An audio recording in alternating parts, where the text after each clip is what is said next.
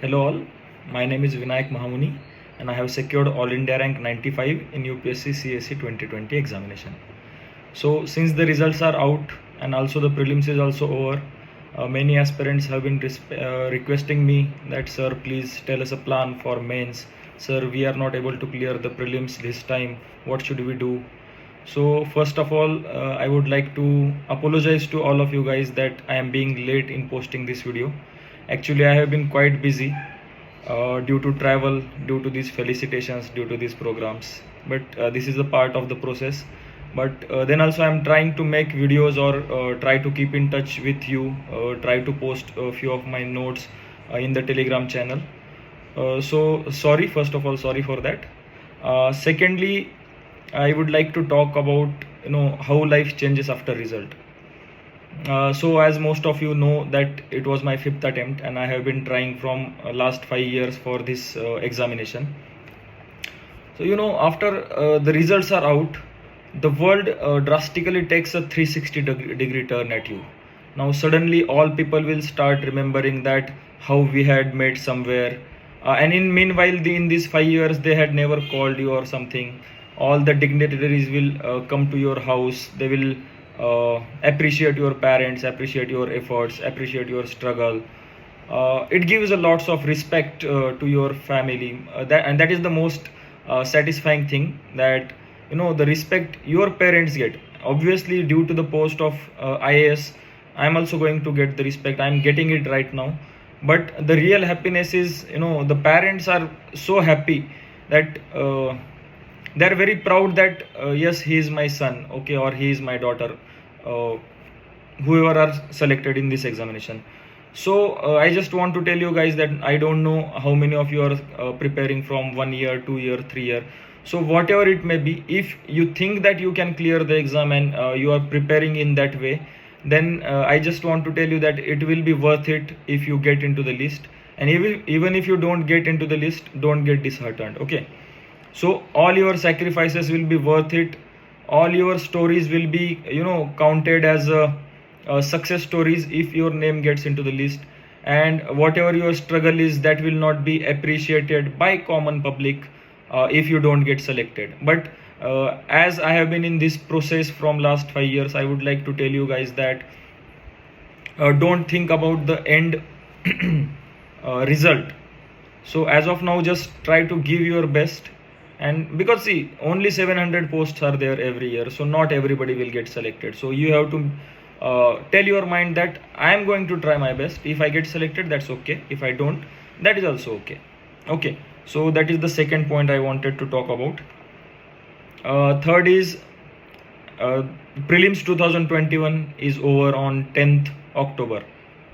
Okay, so as every year, most of the people are ready with their analysis. They will say that exam was unpredictable. And it has become unpredictable due to the competition and due to the proliferation of coaching institutes, due to the proliferation of too much material available in the market.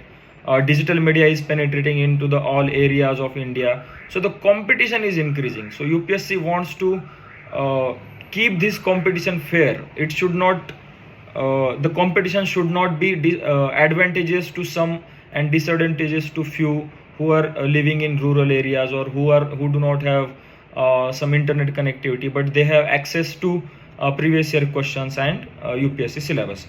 So yes, it was indeed a dicey paper as every year, but if you analyze the paper, I had also taken a session 4 to 5 days before prelims, and I had given some 30-35 themes that you revise these themes. These are favorite themes of UPSC.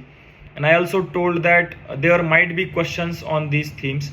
And if you go through and these themes, I am not telling it by myself. Okay, I have analyzed previous year questions. I have gone through syllabus.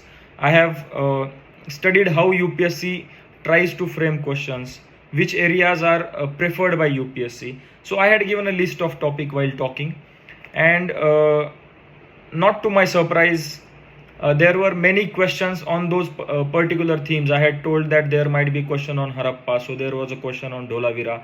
I had told that there might be questions on land revenue system, so there were questions regarding Suba, Sarkar, Pargana.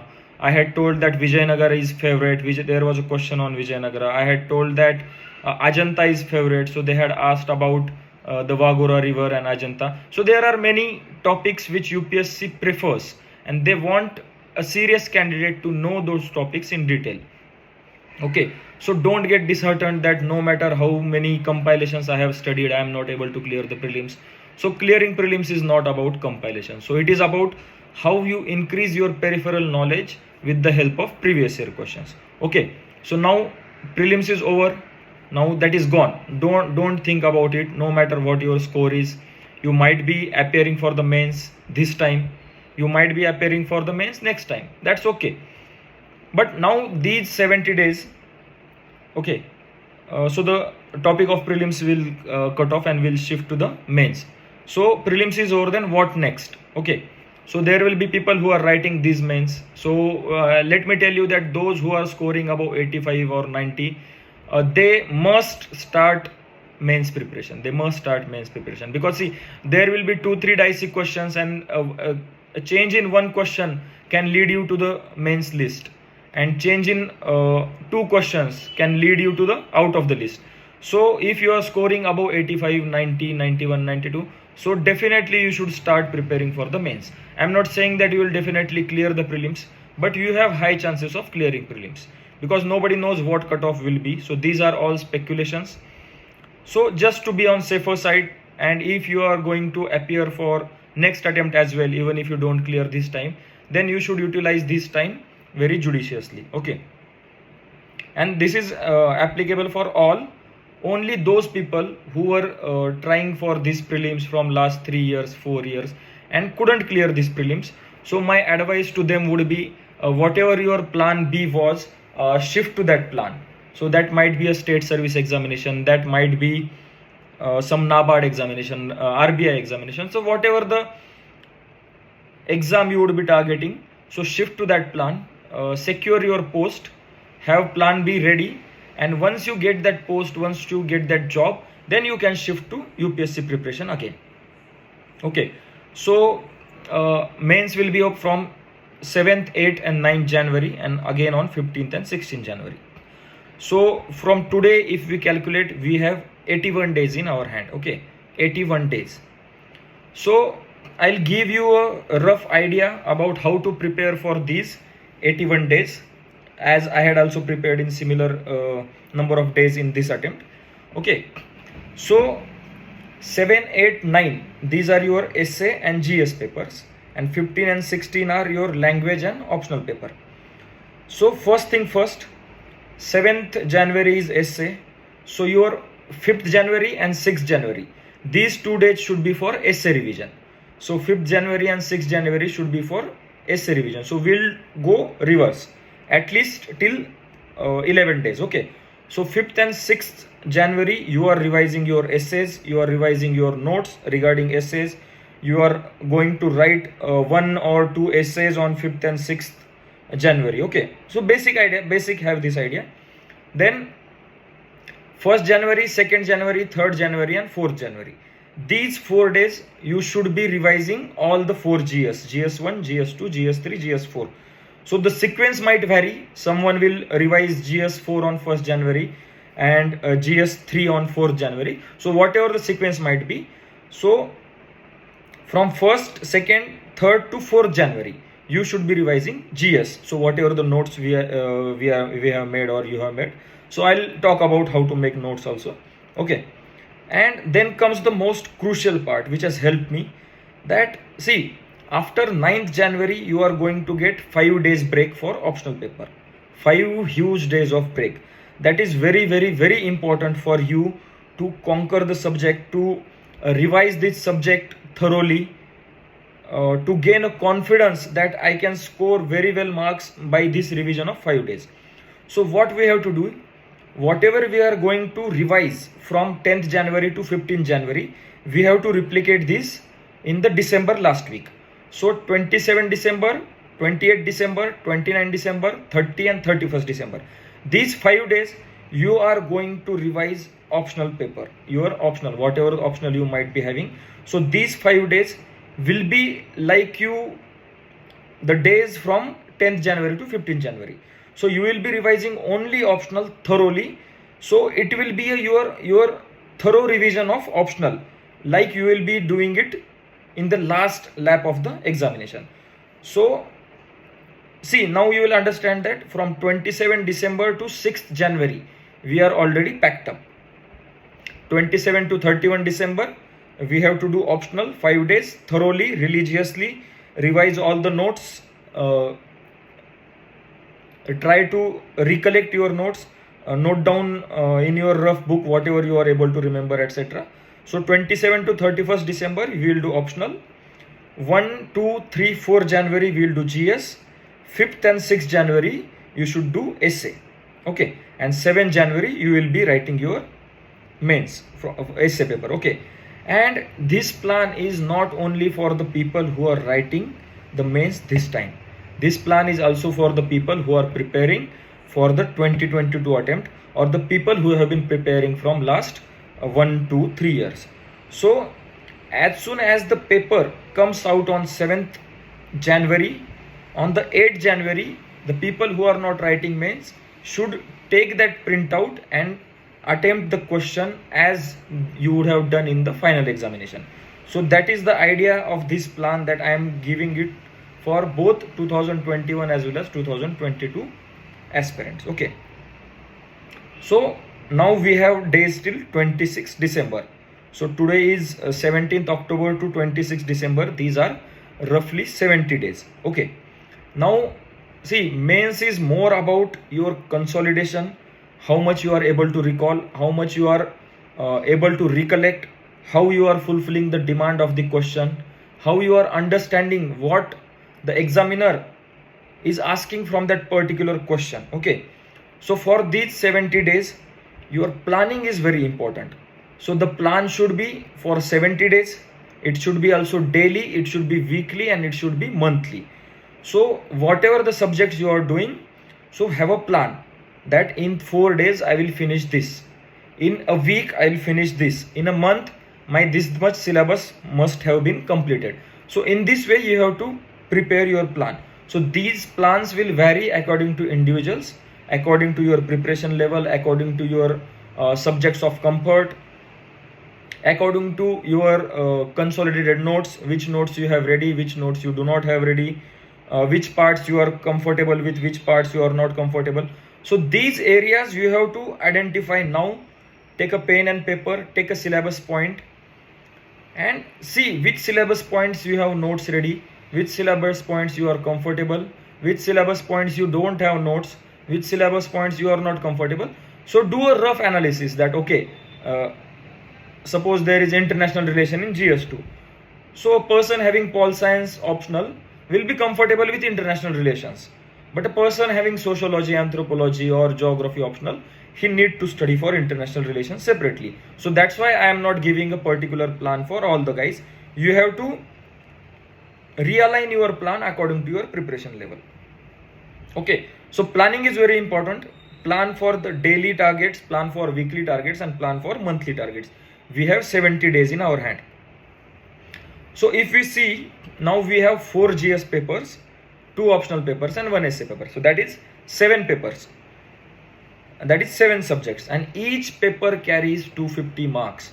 So my intention behind telling you guys this, that we tend to neglect essay paper, we tend to neglect particular paper, thinking that these won't yield much marks. Okay, so all the GS papers, GS1, GS2, GS3, GS4, essay, optional 1, optional 2, all have 250 marks. So you have to give equal weightage to all the papers, equal weightage.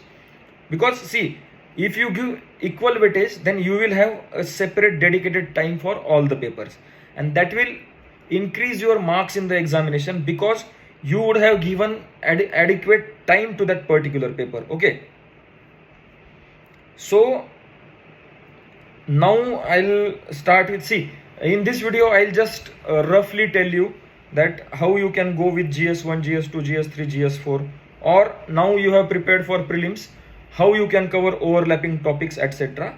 And then I'll make videos regarding separately GS1, one particular video regarding notes, regarding how to attempt the questions, regarding how to identify the demand of the question, what I had written in my notes, what you should do. So these GS1, GS2, GS3, GS4 essay and optional 1, optional 2, I will make separate 7 videos, but that will require little bit time. So till then what you can do, see now if we talk about your prelims preparation, you have already prepared for the prelims. Okay, now we know that GS1 paper syllabus, there are various areas which are coinciding with your prelims preparation, like art and culture is coinciding. Okay, Indian freedom struggle is coinciding, geography, environment. So these areas coincide with your prelims preparation. So what you have to do, you have to quickly revise these topics again. Don't keep these topics for the end, because till then your memory would be lost. Whatever you have studied for prelims, if you study it after 20, 30, 50 days, it will be like reading again a new subject. So in GS1, culture, Indian freedom struggle, geography, environment, these areas you revise quickly and go through the previous year questions. While revising, go through the previous year question, like what type of questions they are asking. Like last year they asked about Buddhism and Palas. Last time they asked about Persian literature. So these points are covered in NCERT. So many people have not revised NCERT for these mains, and they couldn't write these 2 questions, like Pala and Buddhism, and second is Persian literature. But those who have revised NCERT or the themes NCERT, we had comfortably written those answers. So for GS1, these particular topics, revise quickly, go through their previous year questions and make answers to those previous year questions. So there will be hardly 20 questions of GS1 on these particular syllabus points. So give 2-3 days to GS1, these particular areas, write down these answers. If you don't want to write down answers, at least note down the bullet points, see the syllabus point and see your notes, which points or which parts you are able to answer, etc. Similarly, for GS2, you have read about constitution, you have read about constitutional, non-constitutional bodies, you have read about statutory and regulatory mechanisms, you have read about government schemes. So quickly revise these areas and see what questions were asked in the mains in the previous year on these particular topics. So this will take you, and also in GS3, you have studied environment, you have studied economy, you have studied agriculture, you have studied science and tech for prelims. So these topic, revise quickly, go through the previous year question and try to make a rough fodder that okay, in 2016 UPSC asked about cyclone, in 2017 it asked about some location of the industries, in 2018 it asked about some natural resources, in 2019 it again asked about some other topic, in 2020 it again asked about location of the industries, like it asked about iron and steel industries. So try to guess. See, mains can be guessed very well. You can at least guess 50% of the mains question. So develop that habit that you are able to develop that habit that you are able to predict the questions.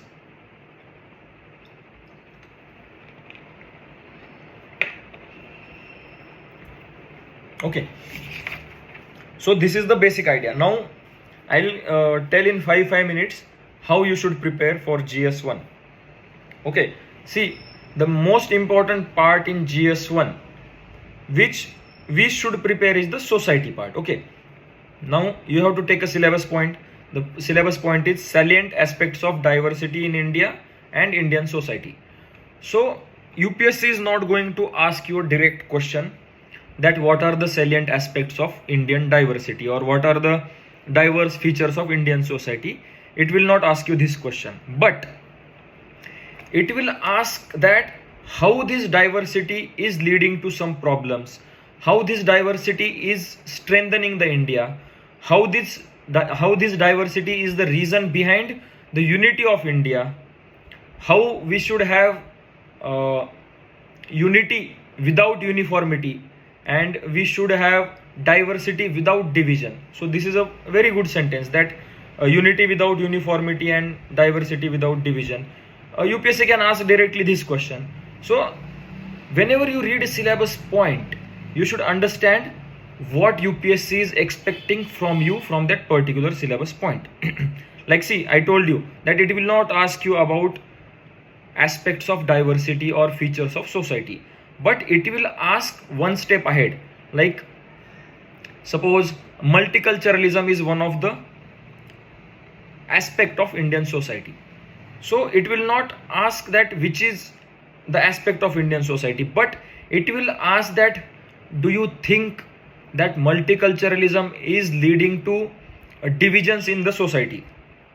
Or it will give a particular sentence that multiculturalism in India is responsible for regionalism. Multiculturalism in India is leading to the division between societies. Comment, discuss, critically analyze.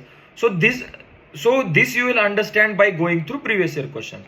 So see, next syllabus point is role of women and women's organization, population and associated issues, poverty and developmental issues, urbanization. Now see, UPSC will not ask that what is the role of women and women's organization in women empowerment. Okay, UPSC will ask you some problems of women. Okay, how women empowerment could be facilitated. How can we strengthen the machinery of women empowerment? What steps should be taken for the women empowerment? What are the problems faced by women? So whenever a question comes on this particular topic, you should recollect that, okay, this question relates to this particular syllabus point, and then you should be able to use that information in your answer. Like, it might ask you about women empowerment in GS1 society part. So here what they are expecting that your answer somewhere should mention role of women and women's organization. Okay, so they are not expecting a generalistic answer. They want us to link this particular topic to the syllabus point and try to mention like how SEWA SEWA has been able to strengthen the women or empower the women, how there are various movements like Me Too movement. So you have to relate these topics or questions with the particular syllabus point. So now your task becomes easier, that you know that what UPSC is going to ask and what UPSC is not going to ask.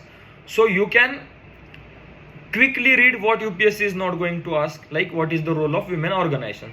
So you can quickly read what women organizations do. Women organizations give employment to women. They strengthen SHGs. They empower women by bringing women together. They work for financial freedom of women. They work for economic independence of women. They work for women education. They work for women health. They work for tribal women health. They work for women hygiene. They work for adolescent girls. So whatever the areas might be, so these basic areas you need not study. So here what becomes important is, for supporting your arguments, you should have examples ready. And whatever the syllabus point is, you should have 8-10 points ready with you, like role of women and women organization. So 10 point, 2-3 example of women organization, that is done. Now you have to go through the questions, what kind of question UPSC has asked. And whenever you read that question, try to think that whatever is in your notes, how you can align or realign that content for that particular question. You need not think out of the box that what should I write here at the time of exam, but from now itself you should think that this is my content and how can I use this content in this particular answer. Similarly, population and associated issue, poverty and developmental issues, urbanization. So whatever these topics are, make notes in single page. Okay, this like communalism. So in one page your communalism notes should be ready. Like social empowerment, in one page your notes should be ready. Women empowerment, one page. Population and associated issue, one page. So now here there are two aspects. Okay, one is the factual aspect and second is number of points. in factual aspect, at least have one or two very well known figures or data in your mind. Like when a population issue comes, you should know what is the percentage of population of India compared to world, or you should know world population statistics, or you should know when India is going to overtake China. See, these basic issues, basic facts you should know. Or you should know, is there any provision in SDG regarding population? Like we know that regarding poverty there is a provision, but regarding population, whether there is a provision. So this is one aspect, that facts. Okay, this much population is in India, this much population is below poverty line, this much population is above 29 age, what is our demographic dividend. See, these basic facts regarding every syllabus point you should have ready, and don't worry how will I able to remember these points. So if you revise this 10 times, 12 times, they will imprint on your brain. You need not even recall, because I remember at the day of my mains examination, I could recall everything, every point in my notes, every fact in my notes, every report, every committee, every judgment. I was able to recall everything because I had revised it so many times again and again that there was no fear that whether I will be able to remember or not. So don't worry that I am not able to remember the facts or something. It will, be recollected once you do revisions. So for society part this, and for geography part again you follow the same approach. I will make a separate video regarding GS1. So for GS1 I think this is okay. Now GS2 again, you have already read Lakshmikant. Now revise that Lakshmikant book and try to answer the questions asked in mains. Here also make notes of 1 pages. Like suppose there is a syllabus point that separation of powers is there, or there is a syllabus point that executive judiciary, or there is a syllabus point salient features of representation of people act. So make your notes in only one pages, and don't try to make bulky notes. Keep your notes as simple as possible. Similarly for GS2 also, now see, as I told in GS1, GS2 also there are few important areas that you should know. The constitution article, like separation of powers, you should know that article 50 is regarding separation of power, article 112 is regarding separation of power, article 212 is regarding separation of powers, article 246 can be used in separation of power, article 239O is regarding separation of powers. So there are multiple articles regarding separation of powers. So they should be on your, you should be able to recall those articles instantly. So you have to revise that number of times. Again for separation of power, you should know what separation of power is, what are the Supreme Court judgments. So what was the Indira Gandhi judgment, Indira Gandhi versus Raj Narayan, whether separation of power is basic structure or not. If it is, in which case Supreme Court, Honorable Supreme Court had told that separation of power is basic structure of the constitution. I am telling you this because if you have these facts ready with you, you can mold your answer. And mains is all about molding your content. You cannot go with rigidity that I have prepared this and I will write this only. No. Yes, I have prepared this, but I have to develop an ability that I will be able to mold this content according to the demand of the question. Okay. So in GS2, remember constitution articles, remember Supreme Court cases and judgments, and remember committees, whatever the committees are there, Sarkaria committee, Panchi committee, some Injeti Srinivas committee, Vijay Kumar committee for NGO. Okay. Now again in every GS there are scoring points. Like in GS1 I told that society is very scoring if you do that well. In GS2 also there are few topics which are scoring, like Panchayat Raj. There will be question on Panchayat Raj every alternate year. There will be question on NGO, there will be question on SHG, there are questions on developmental issues, there are questions on governance, there are questions on international relation. So in every GS, try to make some part your strength, so that no matter what type of question comes on that syllabus point, you will be able to write excellently. Okay, so for writing excellently, you should have these facts ready. Okay, and again make your notes in one page. Like there is a syllabus point that role of NGOs. Now you should know what is the, in one page, NGO, what is the definition of NGO and what are the provisions in the constitution for starting a NGO, whether starting a voluntary organization is fundamental right or not. You should start from this basic. Okay, then what is the role of NGO, what NGOs do. So there will be 8-10 points what NGOs do. You should just mention the point that NGOs do this, NGOs do that. Again, now here what becomes important is examples. You should have at least examples of 4-5 NGOs working in different fields and where they have yielded excellent result. So you will get examples on internet, and everybody will be having these examples ready if they have made notes. Okay, again see, now gone are the days that UPSC will directly ask about role of NGO. Again you have to go through the previous year questions, how the questions on NGO are changing.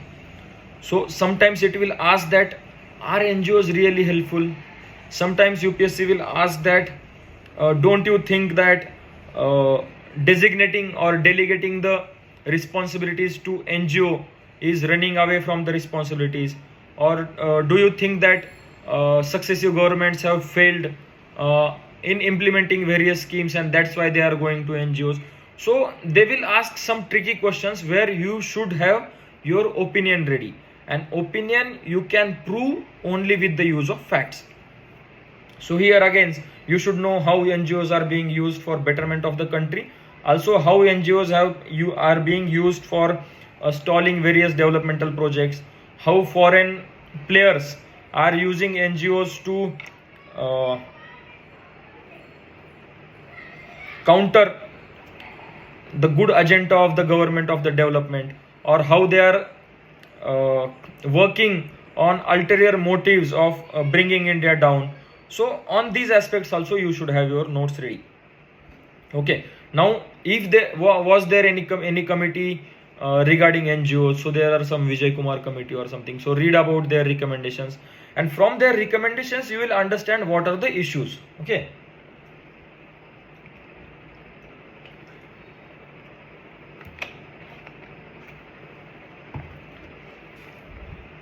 so for GS2 remember this, and IR you can do from, for IR don't run behind sources, just pick up mains 365 international relations, do that very well, and that will suffice for your international relations.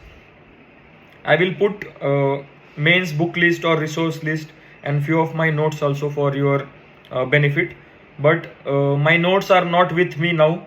They will come to me in 2-3 days, so I'll post it later. Whatever notes I have now, I am posting that. Okay, so for GS2 this approach. Now for GS3. For GS3 start your preparation with disaster management and internal security. So the last 5 syllabus points, last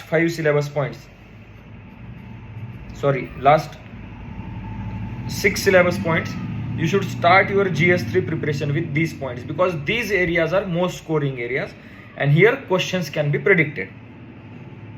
On economy we cannot predict what question will UPSC ask, but disaster and disaster management we know what type of question they will ask. Either they will ask about some particular disaster, it might be cyclone, it might be earthquake, it might be landslide, it might be tsunami. So this is one type of question. Secondly, they will ask about measures taken by Indian government. So what is the NDMA act or what is NDRF, or what are the provisions for disaster management. So they will ask what are the pre-disaster stages, during disaster and post-disaster, what is rehabilitation, what is resettlement. So they will ask this. Or third question, they will ask about international. Either they will ask about Hyogo, or they will ask about Sendai, or they will ask about some other any treaty or agreement regarding disaster and disaster management. So you can read disaster and disaster management in one day and your syllabus point will be ready. Similarly, the other syllabus points related to internal security and external. So here also you can predict the questions.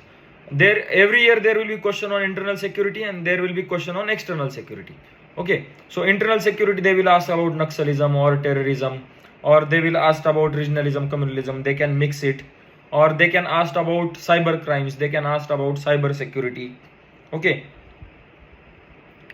they can ask about hawala, money laundering. So here you have standard defined syllabus. But if you compare these syllabus points with the first two syllabus points of GS3. So the first syllabus point reads Indian economy and issues relating to planning, mobilization of resources, growth, development and employment. See here the spectrum is so wide that you cannot be sure that if I prepare this syllabus point, I'll be able to answer this question. So this type of syllabus points you have to just read and leave, because there in the exam itself you have to think about the answer. You won't have predefined answer for these syllabus points. But the last syllabus points, disaster management and internal security, here your notes you have to replicate them in your answer sheet, just understanding the demand of the question and writing it accordingly. So for GS3 focus on these last syllabus points and focus on infrastructure, food processing and agriculture. Here also, now as I told in GS2, in GS3 the facts from economic survey is very important. And secondly, committees, because in GS3 also you will get various committees. You will have Swaminathan committee, you will have AJ Paul Raj committee, there are various committees on cyber security, there are few committees on disaster management, there is some Samadhan doctrine for fighting left-wing extremism. So you should know that, okay, what are the points in Samadhan? There are SAMADHA, and what are the full forms of this Samadhan? So whenever you see a question on Naxalism, Samadhan must be included in your answer. So have this approach that if a question comes on this point, this particular thing should be mentioned. Okay. Now for GS3 also, what you have to do is take single page for particular syllabus point. Like there is a syllabus point that in infrastructure, energy. So first thing you should know, what is the requirement of India's energy? Do we or are we able to provide it by ourselves? Are we self-reliant, or are we exporting, or are we importing? Third is, what are the future prospects? Is energy demand going to increase or it is going to reduce? Fourth is, what are our indices? Suppose energy transition index or some energy performance index, whatever the index might be, whatever the report might be. So these facts you should be ready with.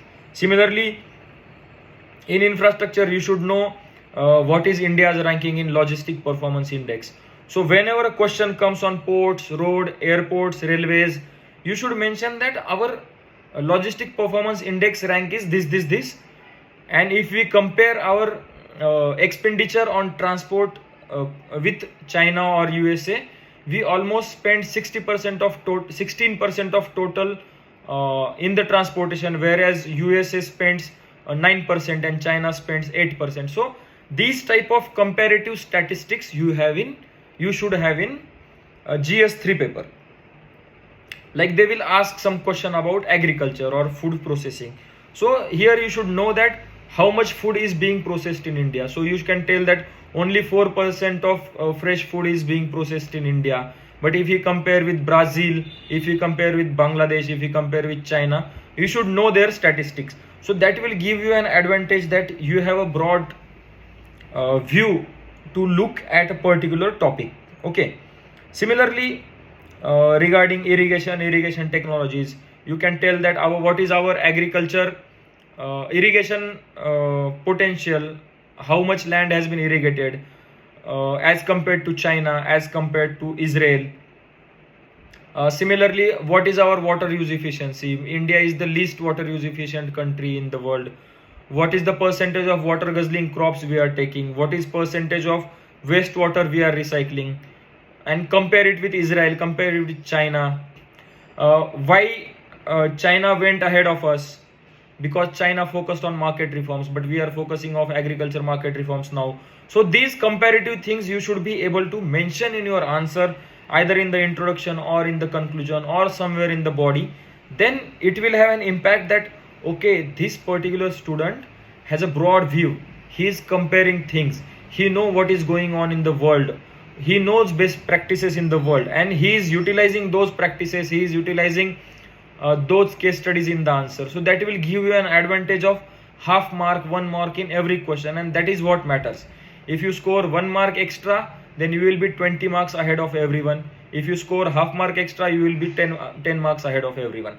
So these small things, start working on them now, and in detail I'll cover all the GS1, GS2, GS3, GS4. Okay, so talking about GS4, just take a syllabus point, open lexicon, open Google, search that syllabus point from 2-3 websites, read it again and again, and ask yourself what I have understood from that particular term. Suppose there is a term integrity. So what is your understanding of that term integrity? Then examples in your life and examples from book. Try to use those both type of examples. Don't rely only on the examples in book, and don't rely only on two personal examples. Okay, so you should do both type of example. So for ethics, don't complicate things, keep them simple. So this year I have scored good marks in ethics if you compare with the average. Okay, in fact in all the GS I have scored above average marks. Like in GS1 I have scored 99, GS2 I have scored 105, GS3 100, and GS4 102. So this is a decent score, and this strategy I have used. And okay, as of now you can give more time to ethics paper and some 2 hours of sessions to the other topics. Okay, so don't complicate ethics things, don't try to go into the detail of what thinkers have done. Just have a basic idea what was the ideology of Gandhiji, what was the learnings we can take from him, what Plato had said. Okay, what there are various Saint Aquinas is there, what he has said. So make a list of at max 10-12 thinkers, and understand what they had tried to say, and try to use that in answer from your own understanding. Don't try copy pasting in ethics, it won't work, you will get below average marks. Okay, so your answer in the ethics should not look like mechanical. It should feel like you are writing from the within. It is coming naturally to you. If they are asking you what do you mean by happiness, what do you understand by happiness, or if they ask you the meaning of some quote, then you should be able to write it from your heart. Whatever you feel, you are able to write with the use of this particular syllabus points. Okay, so this is regarding 4GS. Optional, you have to decide on your own. I can tell about anthropology optional in next videos. Okay, and the next topic remaining is essay. Okay, now for essay, what you have to do, open last 5 years of essay topics UPSC has asked, and see on which themes UPSC is asking again and again, and try to gather content on those particular topics. So there will be 2 areas, like one is philosophical essays, one is GS related essays. But if you analyze the topics, you will understand that there are particular themes which is being repeated even in philosophical. Like in philosophical essays, there will be value based essay. Value based essay will be there. Either the essay will directly be about value, either it will be about values, different values. Like they had asked about this year, that life is a long journey from being human being to being human. So they were asked you about being human. So being human, being compassionate, being empathetic, okay, having sympathy, having compassion, these are the values. So they are asking about values. Last year also they asked about courage to accept and some dedication. So courage, acceptance, dedication, these are values. So for philosophical essay, at least one theme is sure, that they will ask you about values. So if you do GS 4 paper value part very well, you will be able to write that. And in GS type of essay, there are various themes, like either they are asking about health or education or women or economy and social justice, or they are asking about technology, cyber security or security, and they are asking about international relations. So these are basic themes. So try to have content on these basic themes. Again, here your content should be a mix of facts, mix of data, mix of various quotes, mix of various anecdotes, mix of stories. How you are going to introduce, suppose there is a topic that we have not, or we have lost our compassion in the era of globalization, or due to materialism we have lost our human touch. So there is a topic. So ask yourself, like, what anecdote I can use here. Can I relate it to some story? Can I relate it to some tribal life happening? Can I relate it to some historical incident? Okay, like this year I had mentioned about, like, when Jews were being when after the World War, when Polish people were being evacuated, or they were being they were asked to leave the country of Poland, and there came a ship on the west coast of India, but the Britishers were reluctant, and they asked that ship to they rejected that ship, and they did not accept the Polish people from that ship. But there was some king of Junagadh who was so compassionate that he made arrangements for their stay, their food. Even he brought the same nationality cook, so that these people could eat well, they could live well. And even he arranged for the education of the children. And that this incident last year or last to last year completed 100 years. That's why I had remembered that. So you can use it in compassion. There are various stories or various anecdotes. I will post those anecdotes. You can use that.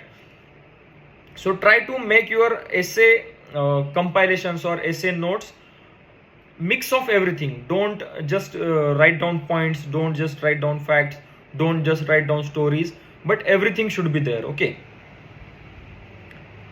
And now I want to tell you about basic things. Like, first thing is test series. Many people will ask about test series. Sir, which test series I should join? Sir, which test series is better? So I'll tell you that, see, in the initial phase, don't run behind writing full length test. At least for this, till 15th of November, don't run behind writing full length test. I am saying that writing full length test, you should write 2 answers, 3 answers every day. But the time bound manner, 20 questions, don't start now. Read your syllabus, revise your notes, recollect your points, revise them again, and then go for full length test writing of 20 questions. Okay, because now you will go to attempt the test, you will write only 11-12 questions. You will say that I have not read this, I have not read that. So that will be your disadvantage. Okay, so now don't run behind test series. You will get admission to test series anytime. But even if you have taken admission, try to write 2-3 questions every day. Whatever the syllabus points you have studying, try to write the answers. Okay, I cannot recommend any test series because in 2019 I did not join any test series. I reached till interview stage. In 2020 I have not joined any test series and I got selected. But I used to write a lot at home in my rough book. Okay, and second thing is, instead of focusing on test series questions now, for first 1 month, focus more on previous year questions. So whatever the syllabus point you are covering, take previous year questions of that topic, write the answer, and try to make that answer best. Like Google things, look in your notes, whatever you can do. So have the answers of previous year questions ready with you. Okay, so test series, I think I am clear, and focus more on previous year questions and syllabus points. Syllabus points, never ever leave syllabus point, never ever skip any syllabus point. Second is current affairs and newspaper. So from now you should read newspaper only for 30 to 40 minutes per day, but don't skip newspaper. 40 minutes I am saying because there will be various areas which will not be covered in your compilations, but if you are in touch with the newspaper, in the exam you will find that okay, I have read that, and you would be able to write that answer. Okay, so don't read newspaper for 2.5 hours. Keep it restricted to 30-35 minutes. And again, whatever the news you are reading, you should be able to connect it to the syllabus point. Now we know that coal shortage is there, so in the news there will be reasons, like what is the reason by reason of coal shortage, what are the impacts, how our economy is getting impacted, how daily life is getting impacted. UPSC will not ask this. It might ask about natural resources in India and world. Regarding it will ask about coal mines, it will ask about properties of coal, or it will ask about the types of coal in India. It might means directly it will not ask, but indirectly it will frame such questions that you would be required to write these things. So whatever the news is there, try to relate it to your syllabus point. So here the coal shortage is in news, so it's our duty that okay, it comes under natural resources and location of industries. Okay, then again you should open your notes, look for okay, where what are the coal reserves in India. Okay, what is the Gondwana coal reserve, where they are found, what is the tertiary coal reserves, where they are found, what are the types of coals, which one is better, why Indian coal is not better, how much is the ash content in Indian coal. Okay, what happens is ash content is more. Coal is required for which industries? Is it required for steel industry? Is it required for aluminum industry? Is it required for electricity? So in this type, draw a short map, show some coal industries in India, names of the coal industries, where is Raniganj. Okay, so 2-3 names of coal industries or coal mines you should know. In exam you can write these aspects. Okay, and don't run behind current affairs, that's what I am saying, just basic things. Vision Mains 365 is good compilation, but don't go too much deep into it. Just try to cover the areas and cover the points which they are talking about, and revise them again and again. Okay, then 8th point is notes making. I already told about note making, that don't make your notes bulky at any cost. One syllabus point, one page. Okay, one syllabus point, one page. That will be very easy for you remember, very easy for you to revise, and it will give you a different kind of confidence that okay, I have only 30 pages to revise. Okay, I have only 50 pages to revise. So this kind of security and this kind of assurance, will boost your confidence. So note making, I'll post few of my notes also. Now 9th point is revision. So this is most important, how you should revise. Suppose you have read particular topic, you have made notes of it, then take a rough book, close your notes, and write down in that rough notebook, whatever you are able to recall about that particular syllabus point. Suppose you have studied about cyber security. Okay, you have made your notes also, revise those notes, read those notes 2-3 times, close everything, take a rough book, and in rough book start writing. Okay, cyber security, what do you mean by cyber security? So the definition. Okay, what are the aspects of cyber security? Okay, what are cyber crimes? What are the governance measures taken in India? What are statutory provisions? What is mentioned in IT Act? What is NCI PC? What is NIC? What is CERT-In? What are the how India is vulnerable to cyber security or cyber attacks? What is India's rank in cyber security index? What are the various committees regarding cyber security? What those committees are recommending? What is the threat from deep fakes, what is the threat from artificial intelligence, interlink artificial intelligence, machine learning, this data and cyber security. What is digital divide? Are we literate that we can fight cyber crimes? If not, what should be done? What are the government measures? What is government doing for awareness? So these type of things you should note down in your rough book quickly, first, second, third, fourth, fifth. So, and do it again and again, do it again and again. Then you will have a confidence that whenever a cyber security topic comes, you will remember everything. What are the latest cyber attacks? Okay, so latest 5 cyber attacks. So what was that D-Track malware, Kudankulam? Okay, so in this way you should have your notes in one page, revise them again, close all the notes, open rough book and write them down. Firstly, it will improve your recollecting capacity. Secondly, it will strengthen your memory. Thirdly, your writing, so it will help in your writing speed. And fourthly, it will boost your confidence regarding a particular syllabus point. So whenever you finish a particular syllabus point, make sure that you follow these steps. And the last point in this video I want to tell is about brainstorming. So studying, reading, writing, revising, everything is okay. But every day give at least 30 minutes to 1 hour to whatever part you have read. Just close your eyes and try to recall your study of whole day. Try to recall the committees. Try to recall the various aspects of that particular syllabus point. And do it every day, either before sleeping or in the afternoon, whichever time you are comfortable. So brainstorming is very, very, very important in mains, because the more you brainstorm, the more points you will be able to recollect. So revision and brainstorming should go hand in hand. So suppose you are revising at the end of the day, then brainstorm before sleeping. If you are revising in the morning, then brainstorm in the afternoon after lunch. Okay. And now 2-3 more things that take care of your health during this mains period. Eat well, don't neglect your diet and food, etc.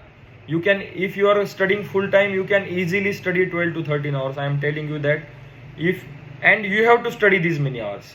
I am not of the opinion that you have to study 6 hours but with the quality. That is okay for the whole year. But now you are going to write mains, then you should have that zeal that I will complete my syllabus point, I will complete everything. And if you follow everything religiously, if you revise well, if you write, then I am sure that 70 to 80 days are absolutely enough to clear mains examination. So don't worry that I only have 70 days, I only have 60 days, 65 days. These are sufficient, these are absolutely enough, and you would be able to clear this examination, mains examination, in 80 days if you follow this. Because see what happens, first students just keep reading, they don't revise. If they revise, they don't brainstorm, and if they do all things, they don't write. So in the mains, is the culmination of various factors. You have to read according to syllabus point, you have to go through previous year questions, you have to analyze them, you have to make your notes, you have to revise your notes, you have to write down those notes in rough book, and you have to brainstorm. So there are 6-7 steps which go into making your mains preparation easier. See, initial 15 days, 20 days, you will find it very difficult, you will find it very hectic. But once you get used to this schedule of revising again and again, I'm sure, there will be a different kind of confidence in you after 1 month if you are revising again and again. So make sure that you give adequate time to revision, writing and brainstorming. Again, regarding essays, every week write at least 1 essay and make structure of 2 essays. Okay, 1 essay every week and 2 structures every week, at least till first 40 days. So in first 40 days, you should have written at least 4 to 6 essays and made structure to 12 essay topics. Okay. Now again, those who have not joined any test series, what you can do is you can form a group of 3-4 people and work on previous year questions.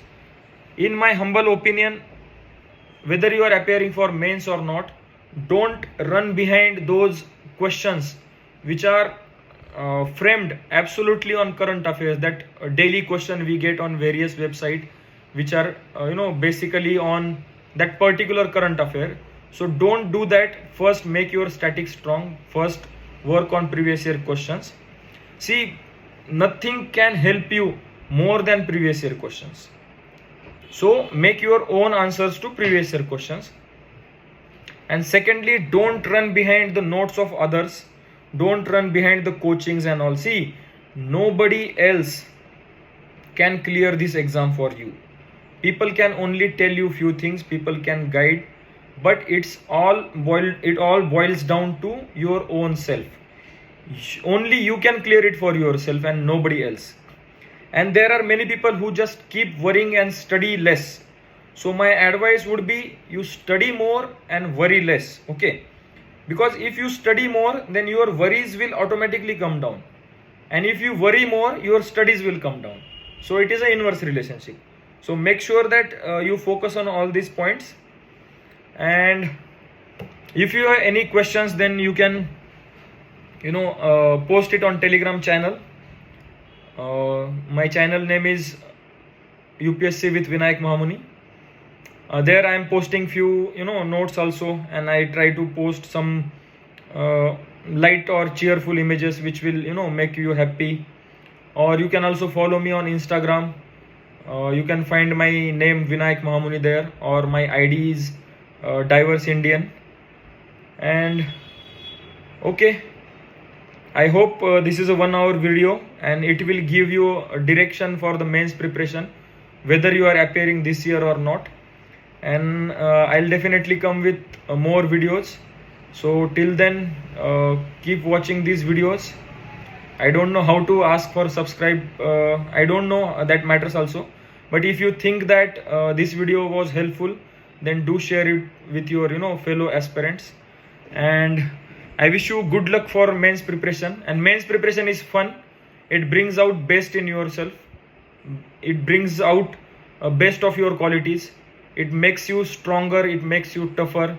So definitely, mains, the preparing of mains or the preparation of mains is a lifetime experience. And also writing a mains is also an experience, because you have to write too much, literally too much you have to write. Okay then, friends and my colleagues and aspirants, thank you. I think that's it for today, and I'm shooting it at late night. Okay, it's already 2 o'clock. Okay then, thank you, good night. I'll try to post this video. I don't have Wi-Fi as of now, but I'll post this video. Okay, thank you.